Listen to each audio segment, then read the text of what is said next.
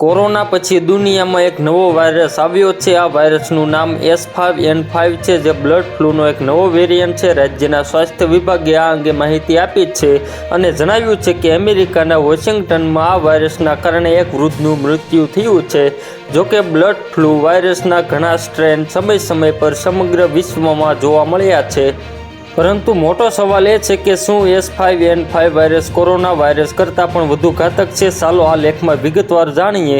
S5N5 એક પ્રકારનો virus છે જે સામાન્ય રીતે જંગલી પક્ષીઓમાં જોવા મળે છે, પરંતુ તે ઝડપથી ફેલાતો વાયરસ નથી।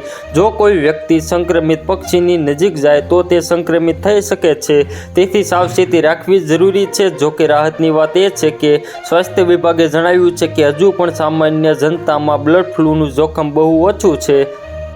કોરોના વાયરસ મનુષ્યોમાં સરળતાથી ફેલાઈ શકે તેવો વાયરસ છે, પરંતુ S5N5 એકબીજાના સંપર્કમાં આવવાથી ફેલાતો નથી। તેના સંક્રમણના કેસ બહુ ઓછા નોંધાય છે, જેના કારણે સામાન્ય જનતામાં જોખમ બહુ ઓછું છે। તેમ છતાં જે લોકો પોલ્ટ્રી ફાર્મમાં અથવા પક્ષીઓની નજીક કામ કરે છે તેમને માસ્ક, મોજા અને સ્વચ્છતાનું ધ્યાન રાખવાની સલાહ આપવામાં આવી છે।